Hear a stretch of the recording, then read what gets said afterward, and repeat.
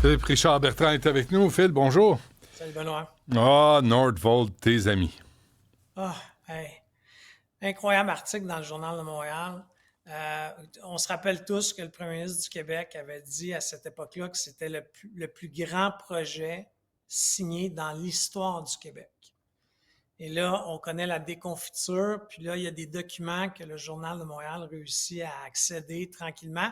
Et ce qu'on a réussi à réaliser, à obtenir, si tu veux, comme documentation, c'est que le fameux prêt de 240 millions, le gouvernement du Québec, si tu te rappelles, a prêté 240 millions pour qu'ils achètent un terrain sur la rive sud.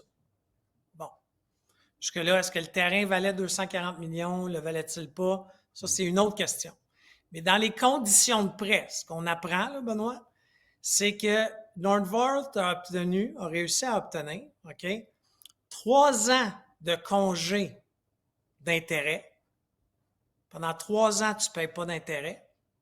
Puis pendant 5 ans, tu ne payes pas de capital. OK? Moi, quand j'ai lu cet article-là, j'ai envoyé ça, là, j'ai un petit réseau là, d'amis dans mes messages texto. J'ai dit, y en a-tu d'entre vous qui ont des conditions avec Investissement Québec, la BDC, le fonds de la CSN, la FTQ, tu sais, tout. Y a-t-il quelqu'un qui a un deal comme ça, là? OK? C'est inexistant. Ça n'existe même pas. OK?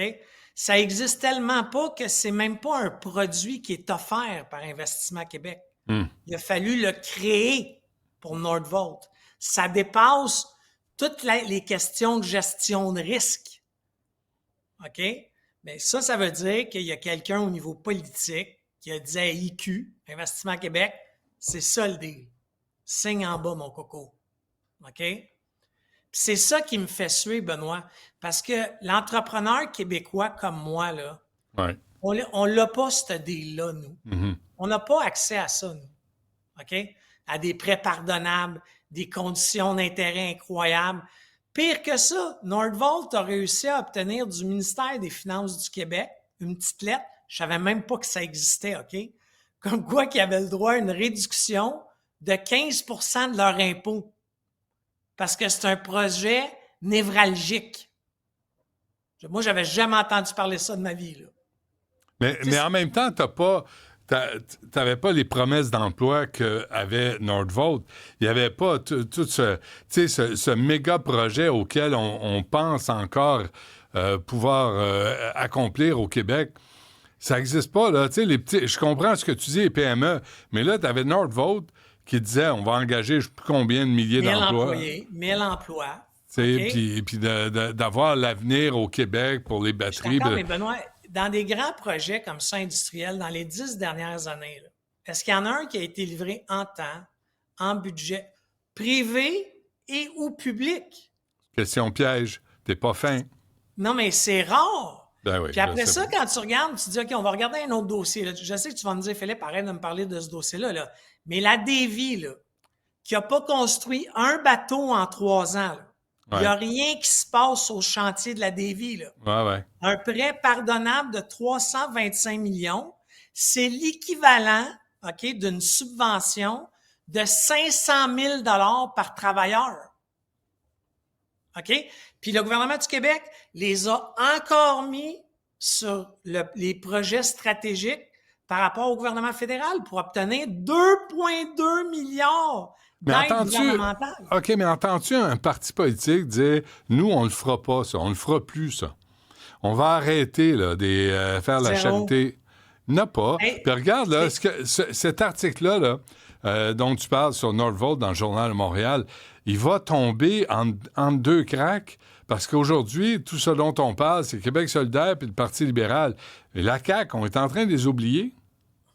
On est en train de les oublier. Puis deuxièmement, tu sais, moi, je suis ça, la politique, par intérêt. J'ai toujours aimé ça, j'ai ça dans le sang, OK? Puis je le dis souvent, j'ai des amis dans tous les partis. Ça ne veut pas dire qu'on s'entend, mais on est capable de parler de façon respectueuse. Mais là, entre Québec solidaire, qui, tu sais, écoute, ça se varlope, ça parle de radicalisation, là, tu sais, c'était peurant.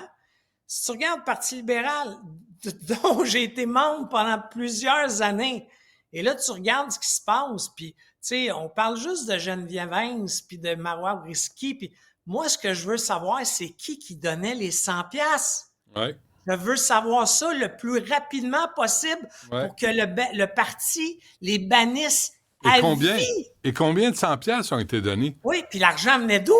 Oui. Elle venait où, cet argent-là? Ouais. Après ça, tu regardes la CAQ, tu sais, honnêtement, chaque décision que ce gouvernement-là prend est prise par des sondages pour essayer de rester au pouvoir.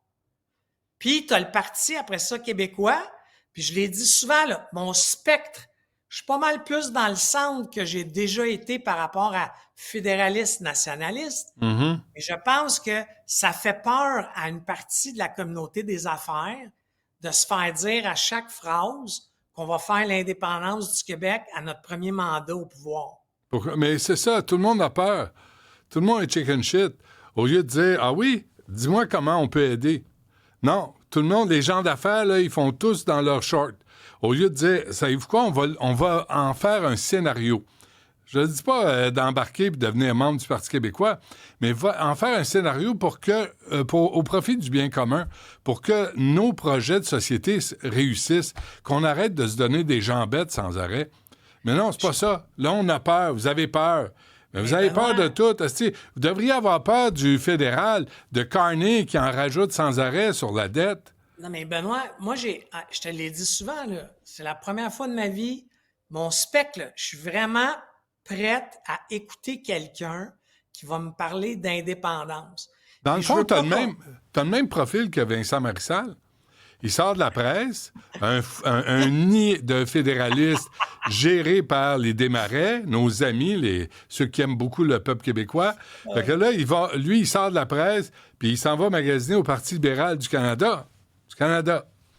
Puis après, il s'en revient là-bas, il va à Québec solidaire, un peu à gauche, puis là, il reluque le Parti québécois, si je comprends bien. C'est un peu ton parcours? Non, ouais, en tout cas, je vais me permettre de ne pas tomber là-dedans. Je ne me suis pas magasiné de poste nulle part. Je fais juste en termes de conviction, là.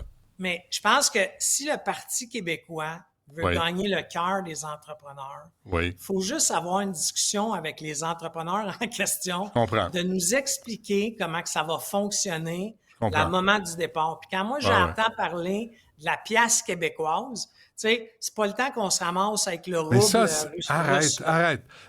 Mais t'as raison. Le Parti québécois devrait être à la Chambre de commerce, dans toutes les chambres de commerce, à travers le Québec. Puis au lieu de parler de la pièce québécoise dont on se contre-sacre, pour pas dire autre chose, va voir les gens des chambres de commerce, puis essaye de rallier les gens d'affaires à ce projet de société qui est bon ou mauvais, là, mais faites-vous une tête, mais arrêtez d'avoir peur. Tu comprends qu'un employeur dans une PME, là, le patron d'un employeur, ça a souvent beaucoup de pouvoir psychologique sur ses employés. Parce que si tu crois à ton boss, là, si tu aimes dans l'univers dans lequel tu travailles, puis tu crois à ton boss, puis ton boss te dit, ou tu l'entends parler, puis il dit, tu sais, l'indépendant, ou peu importe, ça a beaucoup plus d'ascension sur les gens.